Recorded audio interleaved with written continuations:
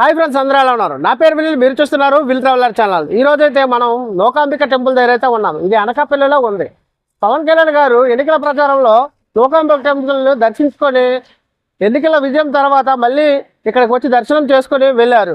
ఈ టెంపుల్ మీ అందరి కోసం చూపించడానికి నేనైతే ఇక్కడికైతే వచ్చేసాను. ఇంతవరకు ఈ టెంపుల్కి వచ్చిన వారు కింద అయితే కామెంట్ చేయండి. అలాగే ఈ టెంపుల్ని ఫుల్గా వీడియో చూడాలనుకున్నవారు మన ఛానల్ ఇప్పుడే సబ్స్క్రైబ్ చేసుకోండి ఫ్రెండ్స్. దయగల తల్లి అనగానే గుర్తుకు వచ్చేది అనకాపల్లి తల్లి నూకాంబిక అమ్మవారు.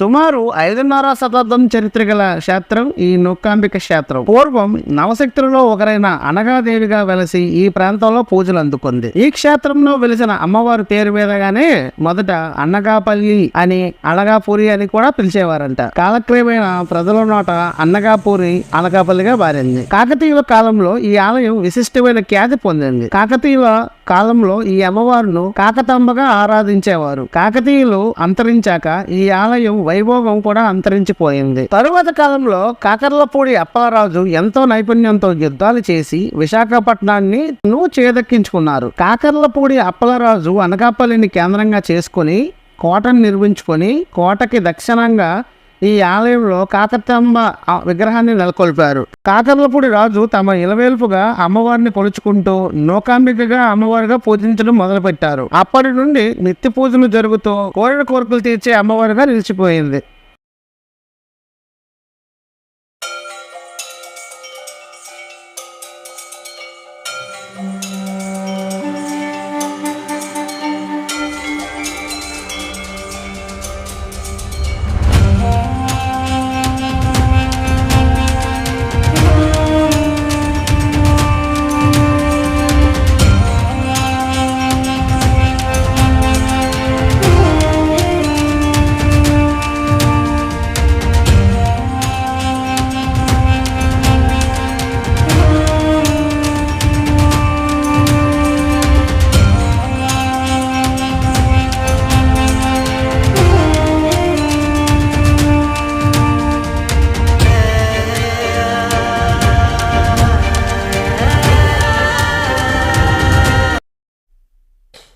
శ్రీ నూకాంబిక అమ్మవారి దర్శనం చేసుకుని బయటికి వచ్చి నేను గుడి మొత్తం వెతకడం స్టార్ట్ చేశా.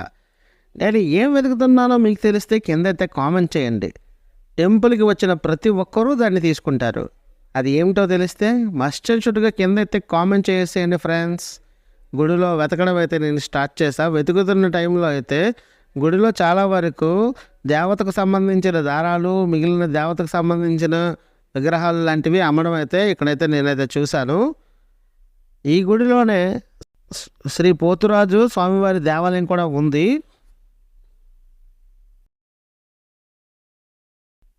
ఇంకోవైపు అయితే గుడి నిర్మాణం కొత్తగా అయితే ఇక్కడైతే కడుతున్నారు.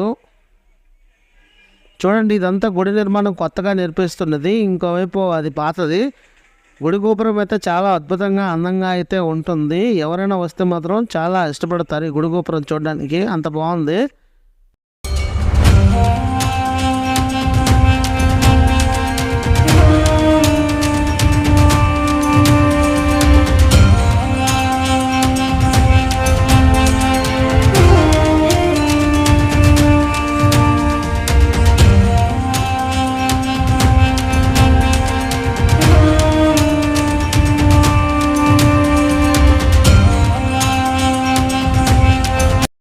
ఈ గుడిలో కేశఖండనశాల కూడా ఉంది.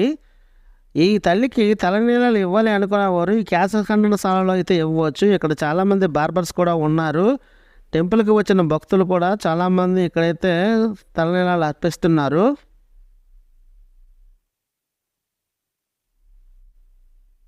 ఈ గుడికి వచ్చిన భక్తులు మధ్యాహ్న భోజన వేళల్లో ఏమైనా తినాలి అనుకున్న టైంలో తెచ్చుకుంటే వాళ్ళు ఈ డైనింగ్ టేబుల్లో కూర్చొని తినడానికి వీలుగా అయితే ఇక్కడ డైనింగ్ టేబుల్స్ పెట్టారు.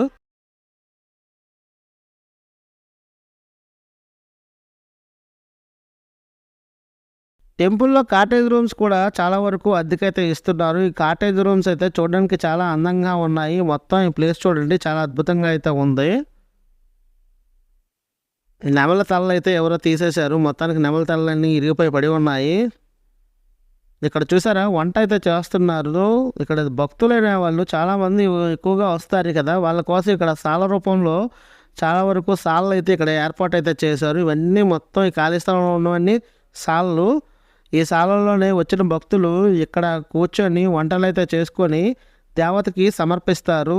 నైవేద్య రూపంలో ఈ చెట్లకి పూజలు అయితే చేస్తారు. మీ మొత్తం ఉన్న ప్లేస్లన్నీ పండగ టైంలో అయితే నిండిపోతాయండి. మనం వెళ్ళే టైంకి ఫ్యామిలీ కూడా వచ్చారు చూడండి. ఈ ఫ్యామిలీ చూస్తుంది.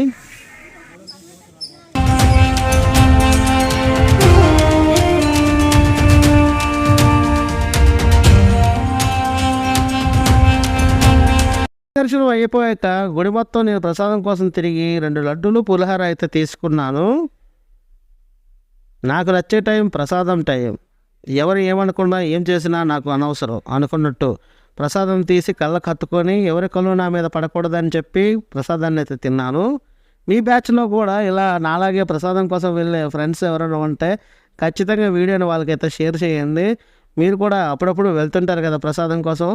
నిజం చెప్పేయండి, ప్రసాదం కోసం వెళ్తారు కానీ చెప్పరు. గుడి బయట అయితే చీరలు చూడండి ఎలా అమ్ముతున్నారో. ఇవన్నీ చీరలు దేవతకి సమర్పించడానికి చీరలు అయితే గుడి బయట అయితే అమ్ముతున్నారు.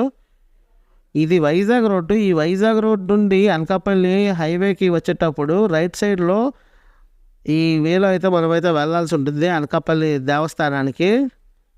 ఈ నూకాంబిక దేవస్థానానికి వెళ్ళేవారు ఈ ఆర్చ్ నుండి కిందకి వెళ్తే 1 km మనకి ఈ టెంపుల్కి అయితే మనమైతే చేరుకోవచ్చు.